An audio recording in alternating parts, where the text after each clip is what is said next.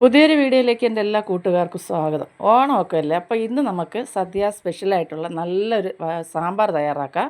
അപ്പോൾ അതിനായിട്ട് ഞാനിവിടെ 1 കപ്പ് സാമ്പാർ പരിപ്പ് എടുത്തിട്ട് ഒരു കുഞ്ഞ് കപ്പിന് അത് നമുക്ക് പാനൊന്ന് ചൂടാക്കി ചീനച്ചട്ടി ഒന്ന് ചൂടാക്കി അതിലേക്കിട്ട് ഒന്ന് വറുത്തെടുക്കുക. ഒരു 3 മിനിറ്റോളം 3-3.5 മിനിറ്റ് ഒന്ന് വറുത്തെടുത്തിട്ടുണ്ട്.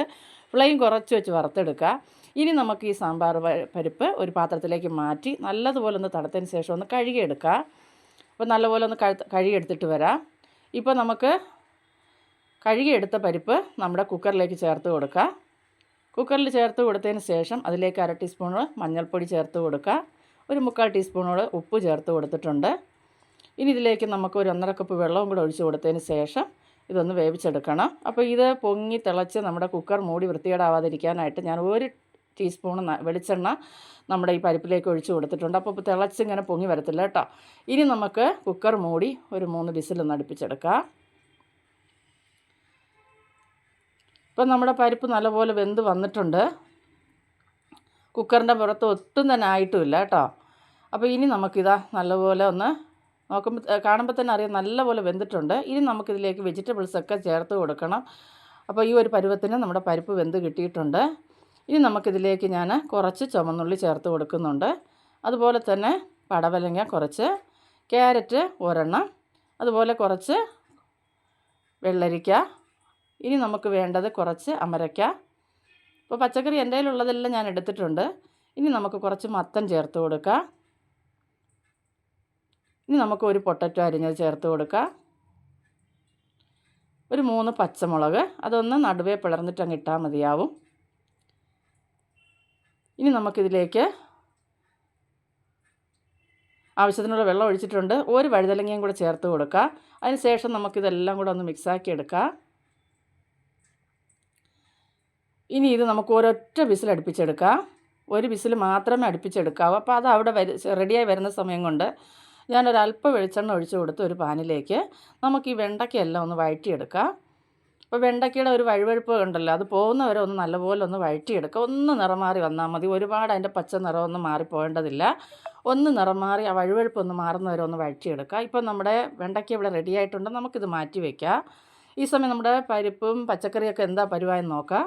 അപ്പോൾ അതാ നമ്മുടെ പരിപ്പ് പച്ചക്കറിയെല്ലാം വെജിറ്റബിളെല്ലാം ഒറ്റ വിസിൽ മാത്രമേ അടുപ്പിക്കുക കേട്ടോ. ഒരുപാട് വെന്ത് ഉടഞ്ഞു പോകില്ലെങ്കിൽ വെജിറ്റബിളൊക്കെ. ഇപ്പോൾ പരുവത്തിന് വെന്ത് കിട്ടിയിട്ടുണ്ട്. ഇനി നമുക്കിതൊന്ന് കോരി നോക്കാതാ. നല്ല പരുവത്തിന് നല്ല സോഫ്റ്റായിട്ട് വെന്തിട്ടുണ്ട്, എന്നാൽ ഉടഞ്ഞു പോയിട്ടുമില്ല. ഈ പരുവത്തിൽ വേണം വെജിറ്റബിൾസ് നമുക്ക് കിട്ടാനായിട്ട്.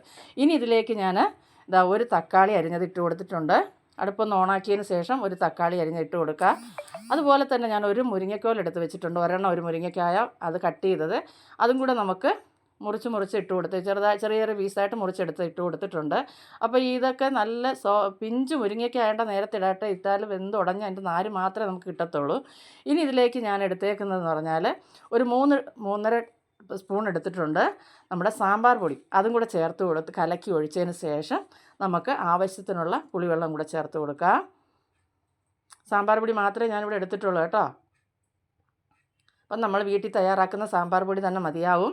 അതല്ല നിങ്ങൾ കടയിൽ നിന്ന് വാങ്ങിക്കുന്നതാണെങ്കിൽ അതായാലും മതിയാവും. ഇനി ഈ സമയം പുളിവെള്ളം ചേർത്ത് കൊടുത്ത് ആവശ്യത്തിന് ഉപ്പിട്ട് കൊടുത്തിട്ടുണ്ട്. നല്ലപോലെ ഒന്ന് മിക്സാക്കി കൊടുക്കുക. നല്ലപോലെ ഒന്ന് തിളച്ച് ഒരു 5 മിനിറ്റ് ഒന്ന് തിളപ്പിച്ചെടുത്താൽ നമ്മുടെ മുരിങ്ങക്കോലും തക്കാളിയൊക്കെ പരുവത്തിന് വെന്ത് കിട്ടും. ഇനി ഇതിലേക്ക് ഒരല്പം മാത്രം ശർക്കര, ഞാൻ ഒരു ചെറിയ പീസ് ശർക്കരയും കൂടെ ചേർത്ത് കൊടുത്തിട്ടുണ്ട്. അങ്ങനെ നമ്മുടെ സാമ്പാർ ഇവിടെ അടിപൊളിയായിട്ട് വെന്ത് റെഡിയായി വന്നിട്ടുണ്ട് കേട്ടോ. ആ മുരിങ്ങക്കോലൊക്കെ ആവശ്യത്തിന് വെന്തിട്ടുണ്ട്. വെന്ത് ഉടഞ്ഞു പോവാത്ത രീതിയിൽ നമുക്ക് കിട്ടിയിട്ടുണ്ട്. ഇനി ഇതിലേക്ക് നമുക്ക് നമ്മൾ വഴറ്റി വെച്ചിരുന്ന നമ്മുടെ വെണ്ടയ്ക്ക ചേർത്ത് കൊടുക്കുക ഈ സമയം. അതിന് ശേഷം നമുക്ക് ഫ്ലെയിം ഓഫ് ചെയ്ത് മാറ്റാം. ഇനി നമുക്കൊരു താളിപ്പ് തയ്യാറാക്കാം. അപ്പോൾ അതിനായിട്ടൊരു പാൻ അടുപ്പത്ത് വെച്ച് കൊടുത്തിട്ടുണ്ട്. പാനിലേക്ക് നമുക്ക് വെളിച്ചെണ്ണ ഒഴിച്ച് കൊടുക്കാം. 2 സ്പൂണോളമൊക്കെ മതിയാവും. ഇനി അതിലേക്ക് നമുക്ക് കുറച്ച് കടുകിട്ടൊന്ന് പൊട്ടിക്കാം. കടുക് നല്ലപോലെ ഒന്ന് പൊട്ടി വന്നതിന് ശേഷം കുറച്ച് ഉണക്കമുളകും അതുപോലെ തന്നെ കുറച്ച് കറി ലീഫും കൂടെ ചേർത്ത് കൊടുത്ത് ഒന്ന് മൂപ്പിച്ചെടുക്കുക. ഈ മുളകും കറി ലീഫും നല്ലപോലെ മൂത്ത് വന്നതിന് ശേഷം ഒരു 1/2 ടീസ്പൂൺ മുളക് പൊടിയും ഒരല്പം മാത്രം നമുക്ക് വറുത്ത് പൊടിച്ച ഉലുവാപ്പൊടിയും കൂടെ വേണം കേട്ടോ. ഒരല്പം ചേർത്താൽ മതി. ഒരു 1/4 ടീസ്പൂണോളം മതിയാവും. അതും കൂടെ ചേർത്ത് കൊടുത്തതിന് ശേഷം എല്ലാം കൂടെ ഒന്ന് മിക്സാക്കിയിട്ട് അടുപ്പ് ഫ്ലെയിം ഓഫ് ചെയ്തിട്ടുണ്ട്. ഇനി നമുക്കിത് സാമ്പാറിലേക്ക് ചേർത്ത് കൊടുക്കാം. ഈ താളിപ്പ് അടിപൊളി സാമ്പാറാണ്. അപ്പോൾ ഈ സദ്യയ്ക്ക് നിങ്ങൾ ഈ വർഷത്തെ ഓണസദ്യയ്ക്ക് ഇതുപോലൊരു സാമ്പാർ തയ്യാറാക്കി നോക്ക്. ഉറപ്പായിട്ട് നിങ്ങൾക്ക് ഇഷ്ടപ്പെടും. നല്ല കിടിലൻ ടേസ്റ്റാണ്. മല്ലിയില വേണമെന്നുള്ളവർക്ക് ചേർക്കാം കേട്ടോ. അപ്പോൾ ഇതിനി നമ്മൾ താളിച്ച് കഴിഞ്ഞാൽ ഏതൊരു കറിയും ഒരു 10 മിനിറ്റ് ഒന്ന് അടച്ച് വയ്ക്കുക. അപ്പോൾ നല്ല ഈ താളിപ്പിൻ്റെ മണം എല്ലാം കറിക്കകത്ത് പിടിച്ച് കിട്ടും. അങ്ങനെ നല്ല കിടിലൻ ഒരു സാമ്പാർ തന്നെ നിങ്ങൾക്ക് കാണുമ്പോൾ തന്നെ അറിയാം എത്ര പെർഫെക്റ്റായിട്ട് വന്നിട്ടുണ്ട്. ഇതുപോലെ ഒന്ന് തയ്യാറാക്കി നോക്കുക കേട്ടോ. എന്നാൽ വെജിറ്റബിൾസൊക്കെ നല്ല സോഫ്റ്റായി വെന്തിട്ടുണ്ട്, ഉടഞ്ഞു പോയിട്ടില്ല. നല്ല അടിപൊളി സാമ്പാറാണ്. അപ്പോൾ ഈ സദ്യക്ക് ഈ ഓണത്തിന് സ്പെഷ്യൽ സാമ്പാർ ഒന്ന് ഉണ്ടാക്കി നോക്കുക. ഇഷ്ടപ്പെട്ടാൽ ഒരു ലൈക്ക് തരിക. നിങ്ങളുടെ അഭിപ്രായങ്ങളൊക്കെ കമൻ്റായിട്ട് അറിയിക്കുക. അടുത്തൊരു വീഡിയോ ആയിട്ട് കാണുന്നവരെയും ബായ്.